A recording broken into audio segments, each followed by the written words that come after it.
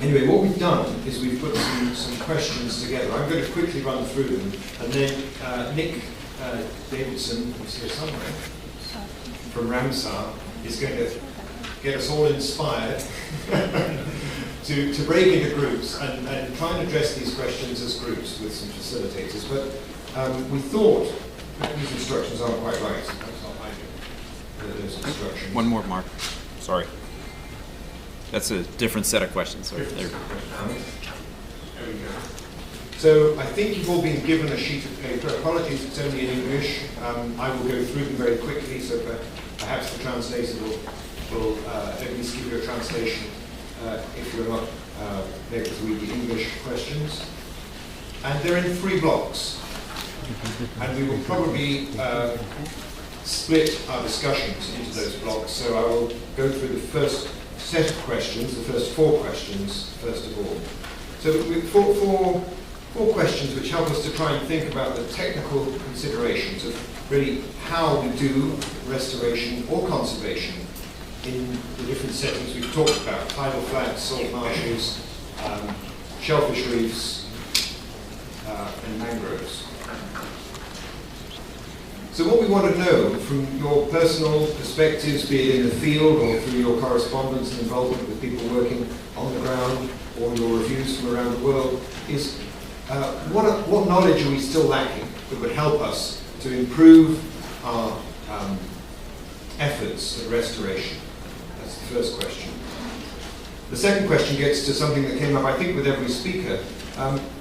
What would help us to make the case in terms of economic arguments? How can we make it a really compelling case that will we'll be able to take to governments or to leaders and just explain to them why it's insane from an economic perspective to either keep destroying these systems, or it would be a very good investment to start restoring these ecosystems. What are the economic arguments, and what do we not know yet that we ought to know? Do we need to know more about the role of mangroves in wave attenuation, or of tidal flats in denitrification, these sorts of questions? What do we need to know that would help us? Then there's a question about the technical know-how. Do we know how to restore these systems? Even if we've got the interest and the resources, what are the technical barriers to us achieving restoration? And the final question in that group of 4 questions are really to think across the board. Some of us may have experience of multiple systems. What are the unifying concepts that really seem to be common between these ecosystems that we could think about? Nick, do you want to come up and explain how we might split into groups to do this? Nick's laughing, which had me worried. Thank you, Bob. I can try. We've spent. I'll make a comment. I've always seen having to do wetland restoration, or any kind of restoration, as a complete admission of our world's failure. But we have to face doing it because we know the world has failed to maintain the system. It's usually far more expensive to try and put back even part of what we've lost strategically. But this is all about restoration. So forget about the fact that we, as we've heard, are happily destroying all the places that we value and that are hugely valuable. So we've now got to move and act really, really fast to turn this round and do restoration. So we're going to do the IUCN Conservation Congress Wetland Coastal Restoration version of speed dating. Okay? Okay, show of hands. Who of you will admit to know what speed dating is? I'm not asking you to say if you've done it, just do you know what it is? A few of you do. I'm not going to admit anything. So what we're going to do is something very quick and very fast, very interactive. And it may turn into complete and utter chaos, which is normal for an IUCN Congress, so we'll just be following tradition. Each of you have been given a complicated series of coloured pieces of paper and cards. So you now know you're a mangrove expert, or a salt marsh expert, or at least 2 people in this room, a shellfish reef expert. For the moment, that doesn't matter, because we're going to mix them up. So what we're going to do is a bit of interactive, active moving around, but not too much. what I want you to do is to, in groups of about 4 to 6, and probably a couple of rows, one front row turn around and face the row behind you, have a quick chat, but don't move yet. And then you're going to have about 3 minutes, as Mark has said, to have a quick talk about a particular question, and then write things down on your piece of paper. Don't run off with your piece of paper. We need your intelligence. Well, I'm not that intelligent, so I need all the help I can get, I guess. So what we'd like you to do is, from that first set of questions, the technical considerations, each group quickly have a chat and decide which question you're going to talk about and which question you're going to write down your own views. You can, as a small group, just write down on one piece of paper a joint view, or write your own views for your own wetland type. And you'll find that in each of your little informal groups, there's a salt marsh person, a tidal flats person, a coral reef person, a mangroves person, or whatever. You're a mixture. So we'll see how it goes. We'll give you a few minutes to do it, and then I think Robert has a clever timing device that may make terrible duck noises or something that says it's time to move on. Have a go at the first question. We'll see how it goes. So look at that sheet that you each have in front of you. Turn round if you're in a row. Well, just turn around and face each other in groups. Yeah. So a couple of rows, 6 or 8 people. Just turn yourselves around, sit on the back of the chairs, and then once we see you're sort of organised, and if you don't like who you see behind you, move quickly to somewhere else. Or if you don't like the whole idea of it, you can leave right now. I see one person doing that. No, please stand, please stand. We know who you are. So just reorganise yourselves into small groups. Doesn't matter who you are. And then we'll learn. Thank you. Bunch of people waiting for you upstairs.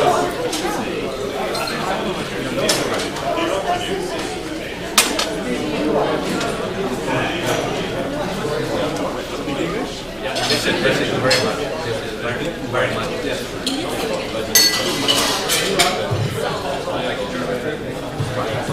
Okay, you're not supposed to talk yet. Get yourselves organised. Are you ready? Because once we blow the whistle, you've got 3 minutes to have a quick conversation and then write something down. Okay, I see the groups organised. Next week. We're ready. The dog is cracked. 1, 2, 3, go. 3 minutes discussion and then write down on your piece of paper your own thoughts.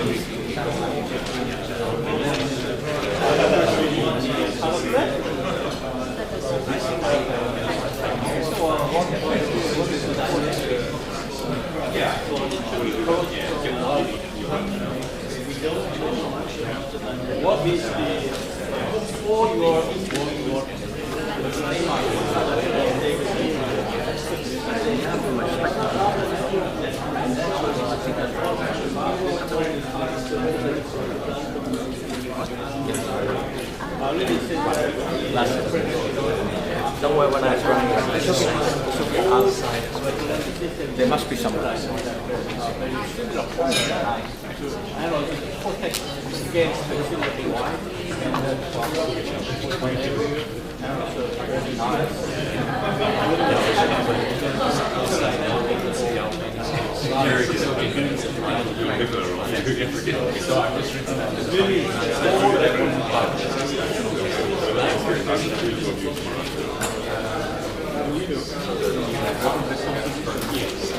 I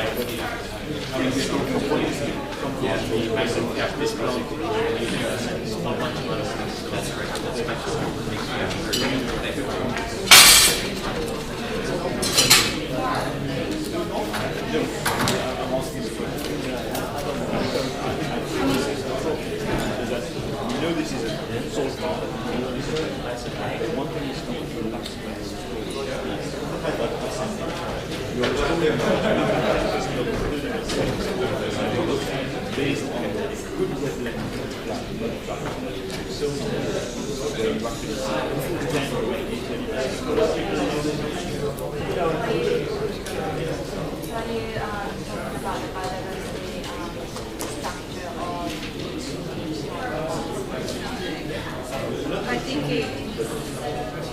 Go ahead. That's what I'm saying is, if you ever plan a school, the good side of the real one is this one is integrated, this one is you want to restore this. What you do usually, let's say, to make your diamond light, and you want to filter, etc. When you say I'm going to replant, I'm going to replant with mango. Today when we replant mango, we replant just one kind of mango. So then you replant the one that falls.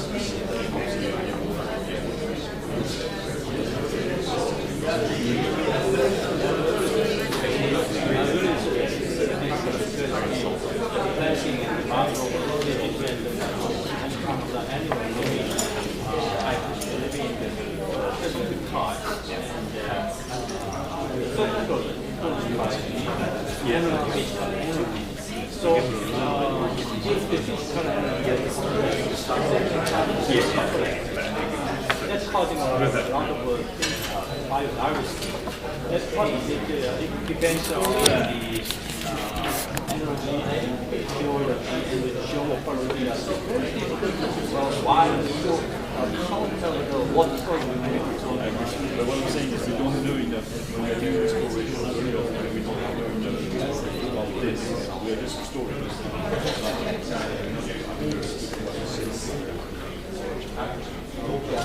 But no, I'm thinking, you can still do like if we decide to certain areas, it means we are trying to restore their area similar to the one in the past, right? So if we have a sound, data. 1 minute to go. Can you start writing your ideas down? In the previous year. Yeah, so I think your question is definitely related whether we have like sound data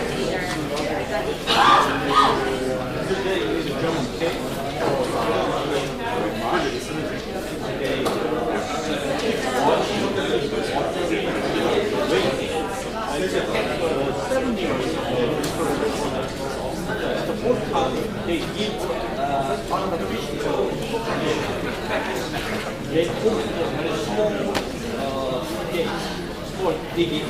So the kind of thing to be circular at the artificial circular area. The current covering handmade and that is very similar to the wood that's old kind of knowledge. So that's why they wait but normally the resources be in our Gentlemen and ladies, that signal is the signal to stop discussing your first question, please, and write down your thoughts now, as soon as you can, because we'll ask you to look at another question very soon. Ladies and gentlemen, please write down your ideas from your first question now, very quickly, because we have another question to do.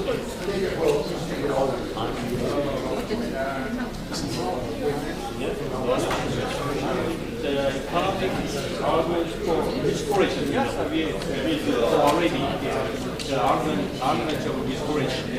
We have but there's a physical condition. Okay, speed dating or whatever we call it. Question 2. Choosing, you'll have already chosen one of those questions to discuss, and hopefully you've got some ideas and written some thoughts down. choose another question out of the technical questions and have the same thing, a quick 3-minute discussion, and then write your ideas down on the piece of paper. Okay? Choose a different question for these 5 or 4 and discuss that for another 3 minutes. Okay?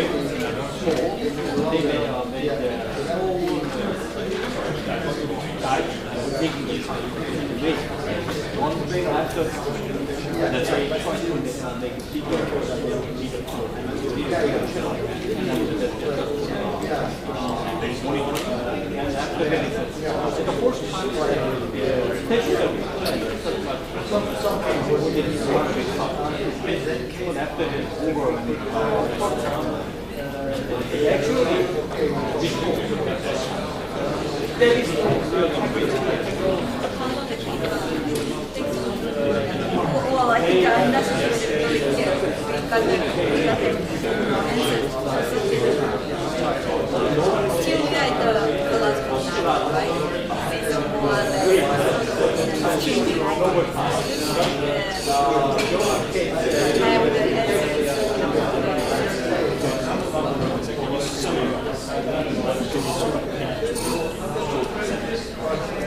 Have the answers. Okay, let me repeat the question. It says, for your wetland type, what additional knowledge about this ecology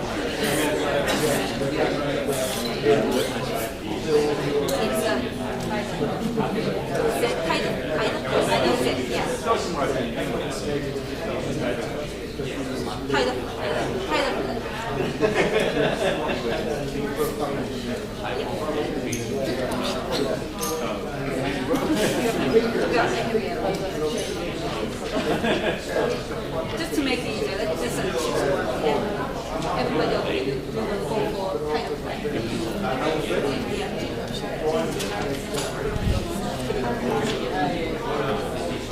so the answers for the first question. You just give me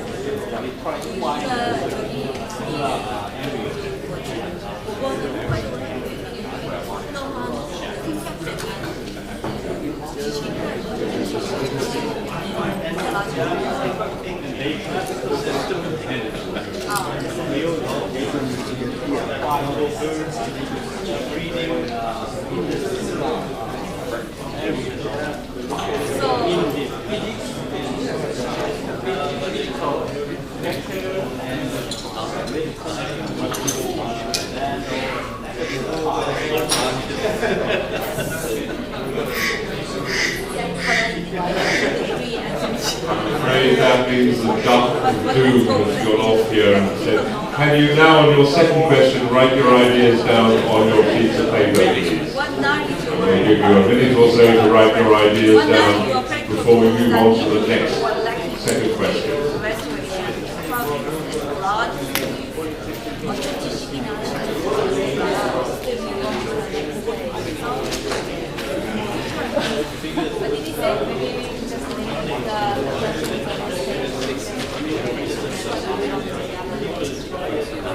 Well, at least can I get one answer before we go jump into another area? Okay, just one knowledge or practice at least.